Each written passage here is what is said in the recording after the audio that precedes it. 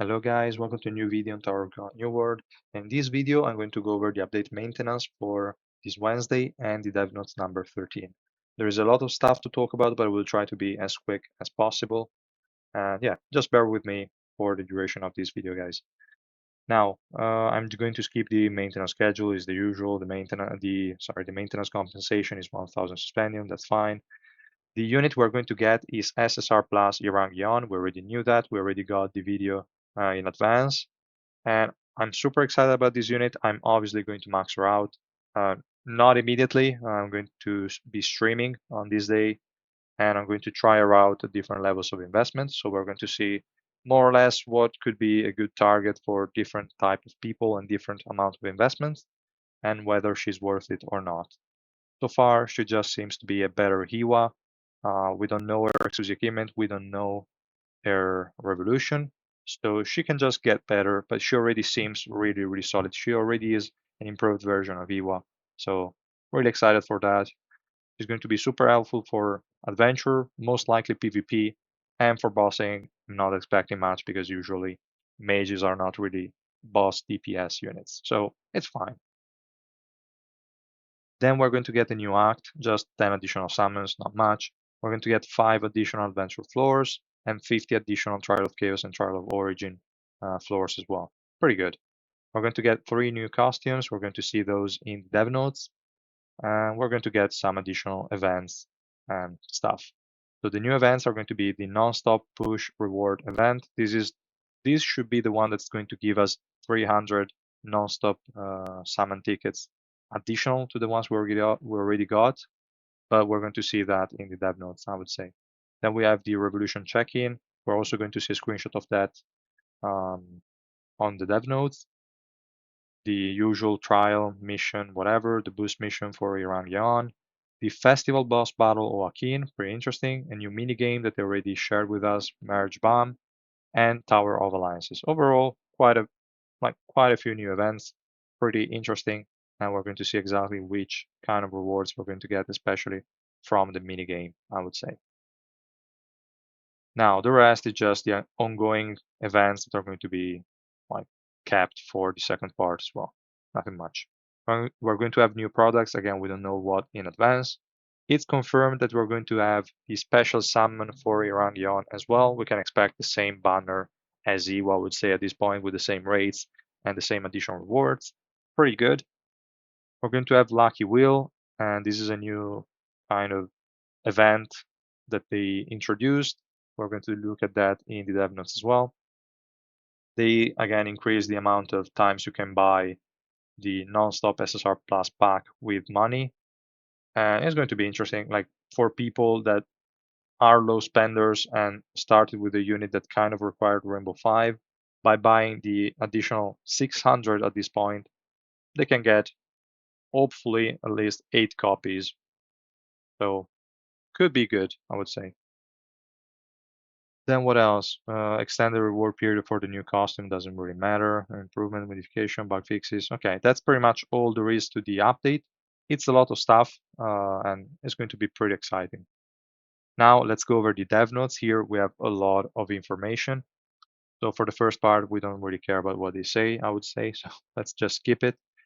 Now the first point is regarding the first anniversary non-stop SSR Plus limit break summon that I mentioned. A lot of people complain about the rates being shit, so they decided to give more, and they're going to give us a 30 ticket per day for 10 days, so 300.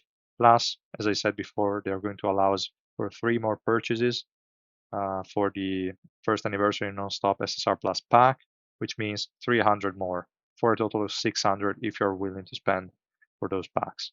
Pretty interesting. But this is also worth it for people that already have all SSR Plus units maxed, because they said they're going to add for special lounge members tickets like can be exchanged for extra items.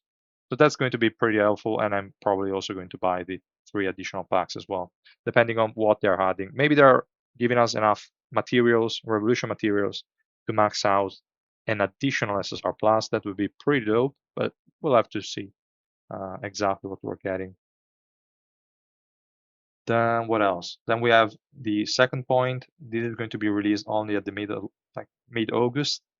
And this is Workshop Dissolution Refinery, stuff like that. This is an event. It's not going to be a permanent system as they kind of said here below, but it's going to be recurring, so we're going to get it multiple times, and this will let us destroy some materials that we do not really use, like all old equipment, probably also some books. They will let us destroy them to get a unique material that's called dissolution liquid, and then we can exchange that dissolution liquid for whatever we want in the exchange shop that they have not shown here. In that picture is all empty, so we do not even know what to expect. The screenshot is all Korean, so we know nothing, but it seems like we have gear here as an option to destroy. Here we have also something else, so we can guess all the different stuff that we do not really get to spend. So the manuals, the gear, etc. We can break it all down and exchange it for actually useful materials. This is going to be pretty interesting. And there is a maximum capacity that you can use per event period. So it's not like even if you have a shit ton of mats, it's not like you can get rid of all of them, but you have a certain max capacity you can reach per event. Let's see how frequently they're going to give us this event. Monthly would be good, but even every 2 months, I think would be a good addition. We'll see exactly how much stuff we're going to get. I'm not expecting a lot of stuff because they might be stingy or stingy with these events as well, but I don't know. We'll see. Then they also mentioned the Champions Fights League. Uh, just in general, some people complaining about how the first place is determined, asking for total number of wins, etc., etc. Some more or less useless stuff, but they just said that it didn't make sense, and I agree with them because if someone starts from a lower ranking and wins all of them, then it doesn't really indicate that they are stronger than the top ranking one. It's just weird. Whatever. We'll see what they will do. They said they are not going to change that. I don't really read it through too carefully, but not that I really care, to be honest. Whatever free stuff they give me for PvP related events, I'm happy because I'm not really trying to compete in PvP. So whatever it is, it's fine with me. Then they also replied to the currency consumption events because a lot of people complained, and I think makes sense, that you could not spend your resources because you had to wait for the event. So they said they are going to try and avoid to make events that would prevent people from spending beforehand, and they will just try to make events or race events on materials and stuff that you get during certain events. So yeah, I don't know. Those kind of things, they will give you some currency you can farm during the events, and then they will track your ranking based on those currencies. I don't know. We'll see what they come up with. I think it's good that they are aware of this kind of thing, and I'm happy that they are going to try and avoid that. So yeah, here they said it, the focus on resource tied to one-time events, etc., etc. And I would say there is not much else. They also said that they're going to reduce the period that these races are going to last because it's too long. Makes sense. And we'll see. We'll see what will happen to the race events.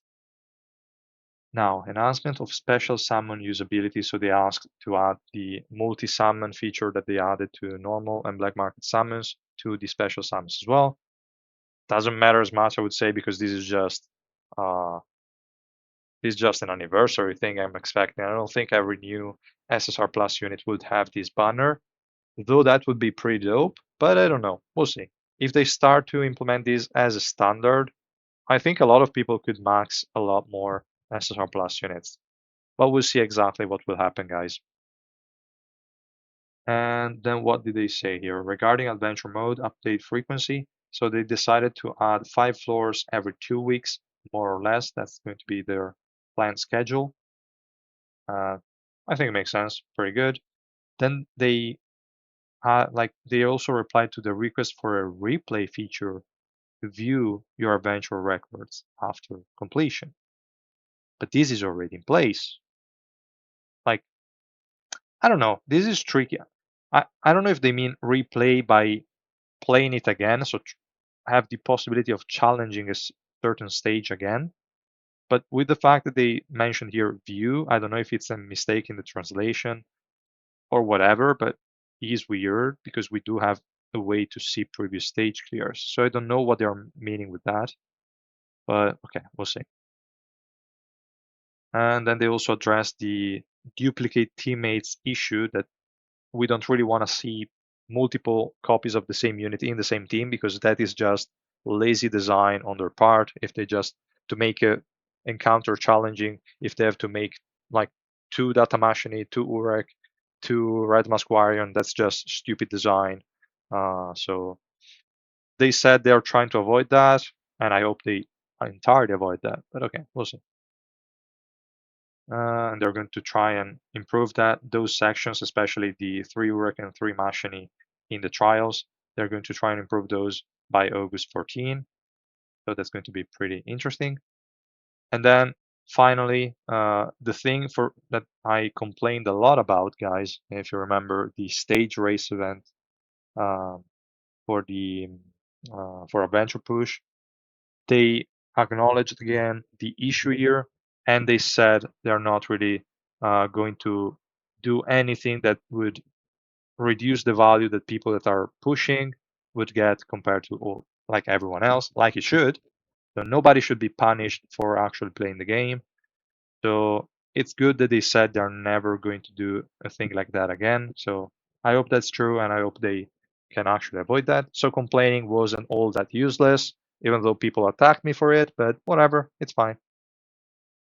Now, there is also a last mention about enhancing the loot rewards, because they've been kind of lacking in general. I think it makes sense if they can give us additional resources, but at that point, I don't want to, like, I don't want that it would change the speed at which you increase your links too much, because at that point deficit will mean nothing, because you will be over leveled. There are already a lot of people that like cannot even enjoy some sort of difficulty in this game, because they are way too strong for the enemies that they're encountering. I don't want this to happen in general. I get the thing that it's good to increase the amounts, that's for sure, but I also need to find a way to do it in a way that, again, doesn't have an impact on people that already have higher links, that they lost all the previous time accumulating resources, and then now other people can just get to their same links in no time. So that would be pretty weird, but we're going to see what is going to happen there. Then they're going to talk about the ignition weapon.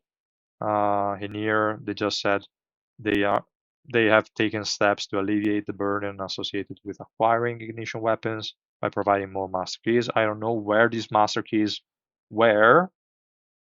Not that I saw them, or not in increased amount as compared to previously. I don't know. To me, it feels the same, so I don't know, but it's okay. The weekly restriction on the restraint system was pretty good. That's okay. Recommendation feature, I haven't even checked which kind of sets are being recommended, to be honest, but okay, it's fine, whatever. And then what else? They are trying to make it so it's easier to obtain A-grade parts for your desired equipment with favorable options. This is going to be interesting, and successfully enhancing those options. So they are going to try and implement a way for you to be getting more pieces with a specific stat, and also when you do the upgrades, that those stats are actually being focused. This is interesting. The thing is, and they are aware of it because they are saying it immediately after. So where they're considering events or content that will allow regulars to acquire or utilize ignition weapons more easily, while respecting the efforts and value of those who have previously invested in their announcement. Because this is the issue. If you now provide this kind of system, all the people that had to spend a ton of money or a ton of time or had crazy good luck, they find their efforts just be in vain, because now people can easily get the same pieces that they had to go through hardship to get. So this could end up being a bit too unfair, but at least they are aware of it. So we'll see what will happen. I don't know.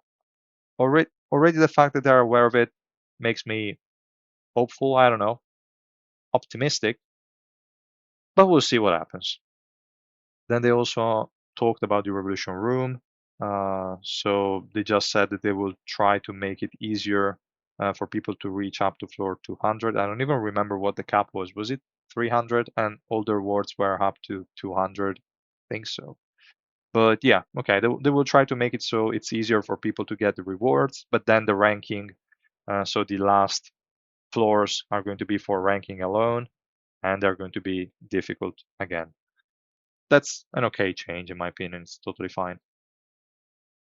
So yeah, for the Alliance, they are going to diversify items available in the Alliance store. And as I said in a video a long time ago, I was not spending my Alliance coins because the current shop is shit. And they kind of said in a previous dev notes that they were going to rework it. So that's what I was waiting for. And probably they're just going to add Revolution stuff in there and in low amounts like the other two is going to be shit. But we'll see. Here they just mentioned diversify items, so probably no discounts on the current ones. We'll see what will happen, but they are going to add more stuff in the August 14 update. So if you have Alliance coins, just save them up and see what they are going to add. Then they also addressed the question of increasing the maximum damage in Alliance Expedition. And they just said we're making adjustment every Alliance Expedition season. And in fact, we see that there are changes every now and then to compositions and etc. etc. Again, guys, don't. I know it's like it's. I don't want to say sad, but okay, whatever. Like I know it's not that great that you cannot find compositions for Alliance Expedition, but that's obvious because this is a competition between all alliances. So it cannot be that people are sharing the best comps for this. You have to rely on your own alliance, unfortunately. I cannot even provide you help, guys, because I'm in an alliance that's trying to aim for top 5 at the moment. So it's not like I can tell you guys which kind of compositions you should run because that would increase competition way too much and would, at the end of the day, create issues for my alliance. So it makes no sense. Okay, so don't go ask about these compositions because we cannot really help you. Like nobody will give you guys advice on this. And yeah, what else? They are also trying to add new content for alliance members to enjoy together. Combat based modes, organize alliance missions. This they did like 2 seasons, I think, and then they never released the third one. I don't know why. There was the mission event, but okay, whatever. Alliance chat priority, I don't really care about that. And let's see the point 10 regarding improvements to high rank arena qualifiers. We will implement a change to ensure that real-time deck information is not displayed, preventing strategy exposure prior to the match. So you cannot see what other people are running in general, so that you're not really going to be impacted too much by uh, like the I don't know, so that people cannot counter you that easily anymore. We'll see. I never really pay attention to a rank arena again. I don't care about PvP. If I'm lucky enough to pass the qualifiers, I might rearrange ignition weapons so that they are kind of okay, but I don't care. My teams are also pretty old, I think. We'll see what happens. Maybe in the near future, I might start uh, worrying a bit more about PvP, but for now, I just don't care too much. Now, finally, they talk about the thing that they should have introduced when they released the SSR Revolution, and that is we don't have the possibility of viewing Revolution unless we have 3 blue of that unit. Now they're going to add the Revolution button to the codex as well, so we can see that also for units we don't have. Finally, I mean, now it's not that needed anymore because we have all the information collected in BBNX spreadsheet, but it's okay, I guess. Yeah, fine. Then Regulars also expressed a need for more Revolution currency. They're going to, again, distribute it with the check-in, but it's not been shown yet. It's in the images below. We're going to see that the amount is not really that much, but okay, we'll see.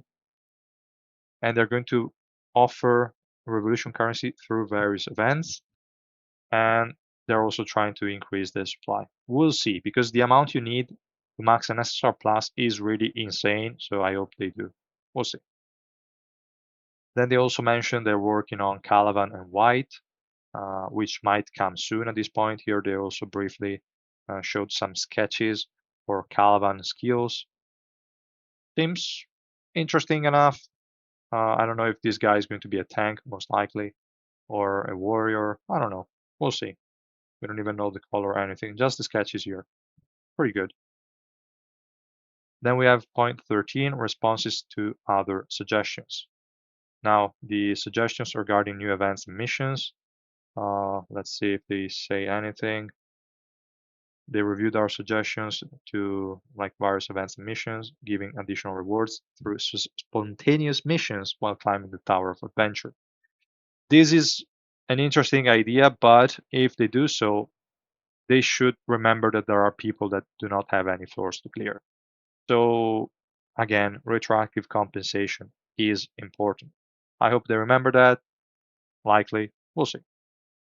We're currently preparing several events and will take your suggestions into consideration. We will provide guidance through the developers' notes as soon as the details are finalized. Pretty okay. Okay, convenient features for auto battle. This happens to me a lot. That whenever, like by mistake, I'm trying to go over another page on my phone and I disable the auto progress mode, a button to re-enable it while in battle, that would be pretty good. So seems like they're thinking about it and might implement it soon, hopefully. Request to change some weekly mission. This one is relevant, is the one related to like the upgrade, the limit break of the Shinsu links, doesn't matter. It's fine. Suggestions regarding the friendly match system. That whenever you win a fight, you are moved to the lobby. They will try to make it so you can re-challenge the guy again, something like that. Illegitimate sale of suspended or summon tickets. I have no idea how that could even happen. There is no trade in this game, but apparently there are ways to do so. Again, don't do it, guys. They might ban you, so it's not worth it in general, if that is a thing. Because I saw some messages in chat, but whatever, doesn't matter. Regarding the corrective measure for reported errors, uh, okay, I don't think there is really much else here to say. They are grateful when people report bugs and stuff. It's okay. Then now we have some more information on the events. So the July 31st update. And here we have the screenshot for the Revolution check-in. We have around, I don't remember exactly the amount. It should be around 1K or so. This is 300 plus 400, 700, 950, I don't know, around 1K of the green ones, 5K of the orange ones should be, and 50 of the purple ones. That's pretty low from my point of view. That's like 1 month of free rewards, maybe around that, probably a bit more, but I don't know. They could have done more, in my opinion, like 500 for the green ones whenever they appeared, and at least 1K for the orange ones. But it's okay, whatever, free stuff. Then they are also introducing the lucky wheel system so that you can select the items you want for the slot. And it seems like the items are going to be not bad. Like these 25 green mats is a bit low. 2 normal summon tickets is also a bit low. We don't know how many like tries we're going to get, but okay. And there is also the possibility of selecting like the ignition weapon mats. That is pretty good. All the others are probably less relevant, I would say. Revolution, ignition weapons, master keys, and summons are probably your best. If you don't have a third page or a second and third page yet for the Trescent facility, then those could also be an option. But seems an okay system. It will depend on how many spins we get, stuff like that. And what else? I don't know why they mentioned the same thing they already provided. Several exciting events, Hiwayaon, special background. Probably here there is a type on their side. They are listing the same events that we already had for part one. So I don't know, whatever. Then here we have The design of SSR Plus, Great Family Yeon. We already saw the video, so not many surprises here. They mentioned here, like let's read this sentence, as a range mage of yellow element, Yeon possesses a unique ability called Pool. Now, I don't think this is a really unique one because like Rachel has Pool, Karaka has it, and also some other units. So it's probably not that unique. But the thing they're going to mention now is a bit more unique indeed. And that is the skill is designed to deal increasingly powerful damage based on the number of gathered enemies. Thus, Yurangion specializes in clearing out multiple foes. Now, hopefully the damage against a single unit is not low, otherwise that would be pretty weird. But we have, like she has the bang skill, the one with the 10 hits, that if there is only one enemy, I'm guessing all 10 are going to hit the same one. So the damage will still be quite high, hopefully. But yeah, this is definitely an interesting mechanic. And she seems really, really cool. Now, I don't know if it's only me, but the design, like the actual 3D model and the 2D model, don't really look that much alike. Like the 3D model is a lot more childish. I don't know, but still is good. So we'll see. We'll see, guys. I'm really excited for her. Let's see what she gets in the exclusive event and Revolution. That's going to really be super important. Now, Act 9 1 story reveal. Don't give a shit if you want to read it. It's okay. I usually skip those kind of stuff. I don't care too much about the in-game story. I care more about the manual one. So it's okay. Then we have Boss Joaquin. Uh, like I don't know why they mention here preparing to face the newly joined Irangion. Usually with event bosses, they try to make the new units uh, good against them. I'm not sure if that's going to be the case again because like she's not really, she shouldn't be that good of a boss unit, but we'll see. The fact that they are adding additional enemies could be interesting for the damage that increases based on the number of enemies. I have no idea. We'll have to see, guys. Not much information here. Okin could be a pretty annoying, special like a pretty annoying boss for sure. Then we have the new mini game. Nothing different than usual. We don't know the rewards. We know nothing, and the gameplay we already kind of saw during the live stream. So yeah, not much we know here. We just have to see the actual rewards. They're probably going to be summons for the daily tasks, and then I have no idea. Hopefully, Revolution maps. Then we have three new costumes, the one for Dorsey, the one for Hiwa, and the one for Datamashini. I will say they're not bad. So I don't know. For me personally, it will depend on what they give us together with the skins because I'm not really too into cosmetics in general, but we'll see, I guess. Maybe one or two. And they're also adding the costume for this guy, the one with the four eyes. That's stupid, but okay, it's pretty cool. It's going to be available for free for everyone. And what else? They also mentioned that they're going to shorten the update cycle for Adventure. So they're going to expand it every 2 weeks. That's what they're going to try and aim for. Now, super, super important for August, we're not going to get White. We're going to get Garam. Even though they said that she was not going to be released this year, she is, and she's going to be released in August. So here she is. I thought she was going to be a yellow, not possible anymore. Obviously, we just got Yurang assassin, and she's not an assassin. She's a mage with buff type skills, which is interesting. It seems like they are trying to make her buffer, but still give her the good sub nodes that mages have, which could be interesting. She could be a support that deals a shit ton of damage. She's going to be blue, so same element as Urek Mazino. Obviously, they're kind of a team, let's say, do not say anything else. And they also provided some information on her skills. She's going to provide buffs to all allies and casters through an area-wide physical magic resistance increase buff and an ally caster HP recovery skill. So she will have increase in resistances and heals But if that's not enough, they're also adding continuously remove crowd control debuffs, which in this case is only crowd controls. If this is what CC means for them, I don't know. Should only be like stuns, paralyzed, stuff like that. So no resistance decreases or anything. Still good enough, in my opinion. That would be too busted otherwise. But we'll see. We'll see. And is also going to remove buffs from enemies. So the third unit that's going to remove buffs from enemies.